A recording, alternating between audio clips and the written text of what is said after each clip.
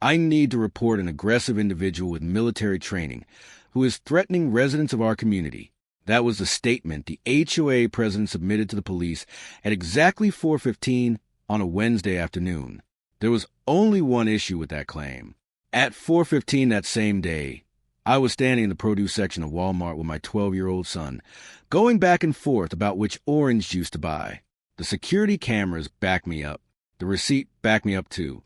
She had completely fabricated a report against a combat veteran, someone who had just returned home after 15 months in Kuwait, only to discover that her husband had constructed 15 mansions right in the middle of his family's land. What she didn't know was that cameras had captured everything. She didn't know the receipt existed. And she definitely didn't know that filing a false police report in Georgia is considered a criminal offense. But the real problem for her was even bigger than that. Her husband had committed a far more serious violation. Building on land owned by a deployed service member without permission breaks the Service Members Civil Relief Act, a federal law. So that false police report she filed, it ended up becoming just another piece of evidence in a case that was already building against both of them, a case that was about to ruin everything they had.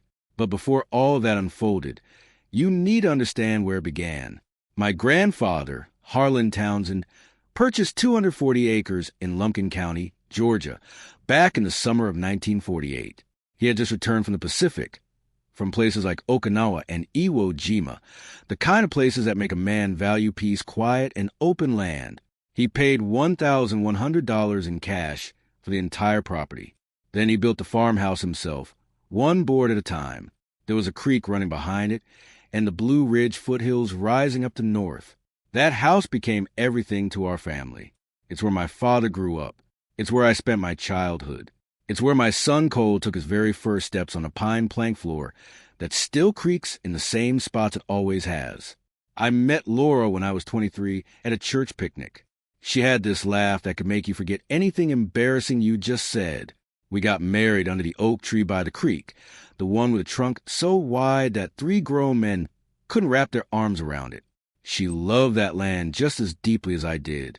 She would sit on the stone bench I built for her near the water, reading paperback novels until fireflies came out at dusk. 2 years before I was deployed, Laura was diagnosed with lung cancer. She had never smoked a single day in her life. The doctor said sometimes the body just turns against itself.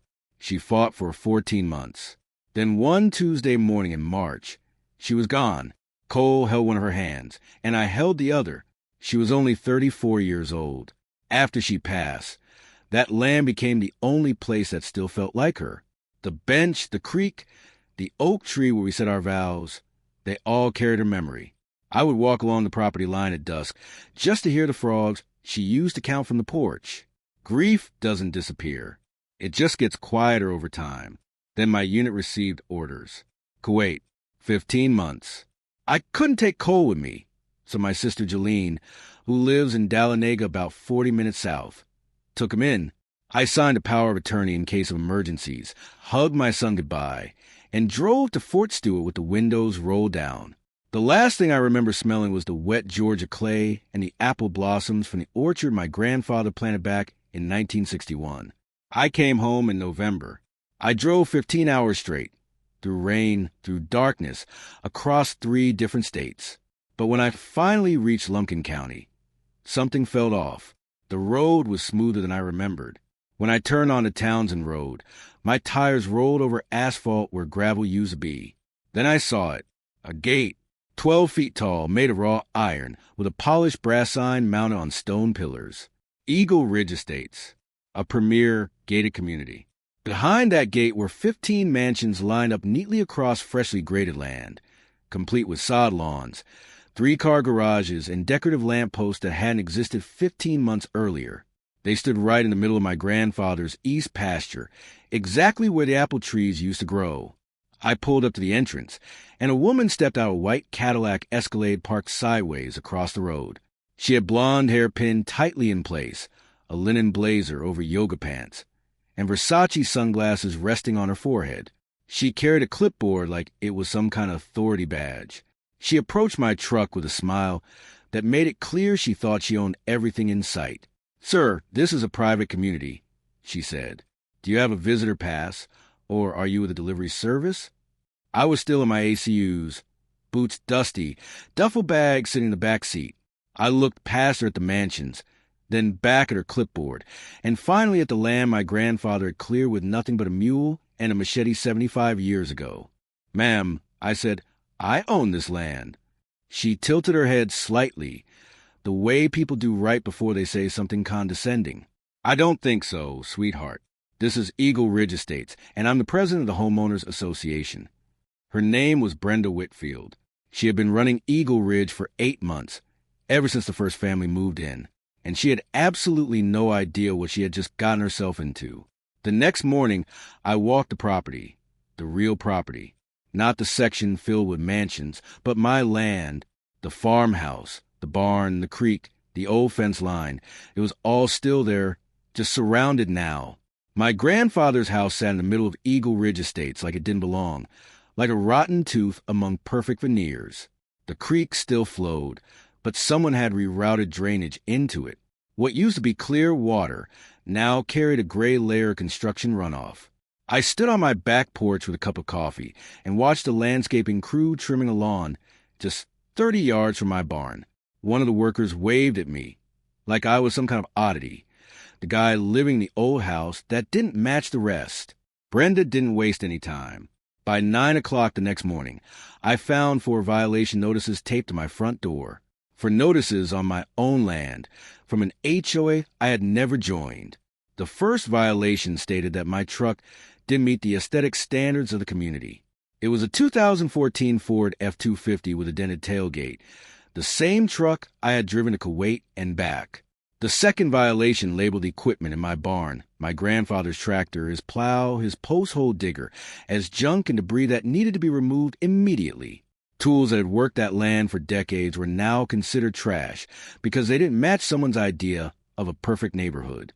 The third violation targeted my wooden fence, a hand split-cedar fence my grandfather had built in 1953, calling an unapproved structure that didn't align with community guidelines.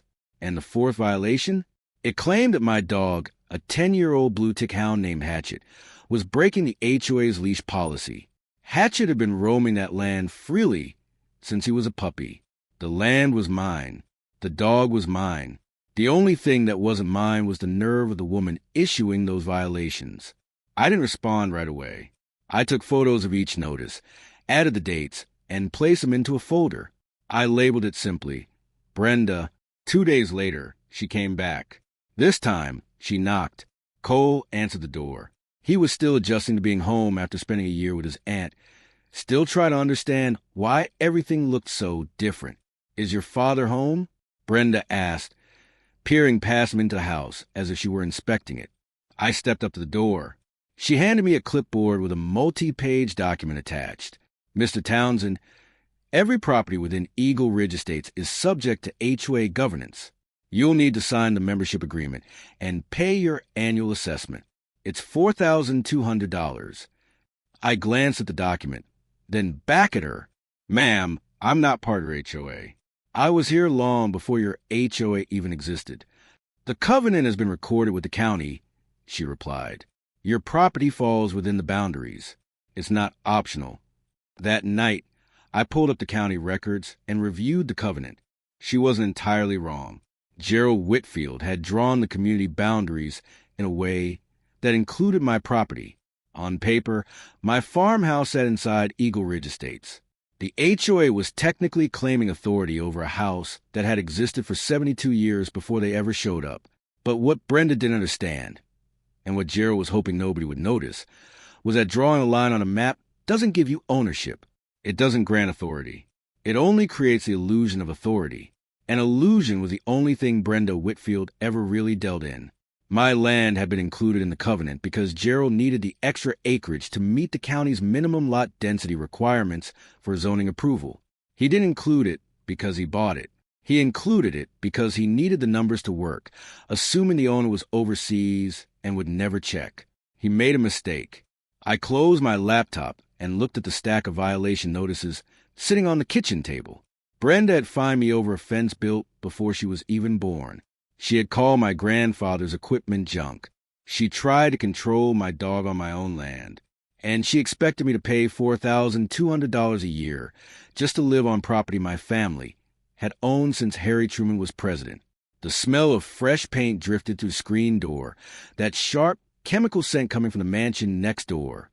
It replaced the familiar sweetness of apple blossoms that used to fill the porch every spring. I folded the notices, slid them back into the folder, and wrote a single word on the tab: evidence. Gerald Whitfield showed up that Thursday. He arrived in a black Mercedes, dressed in a navy suit, wearing the kind of tan you only get from golf courses, not actual work. He had a lawyer with him, a tall, thin man in a gray suit who stood just slightly behind him.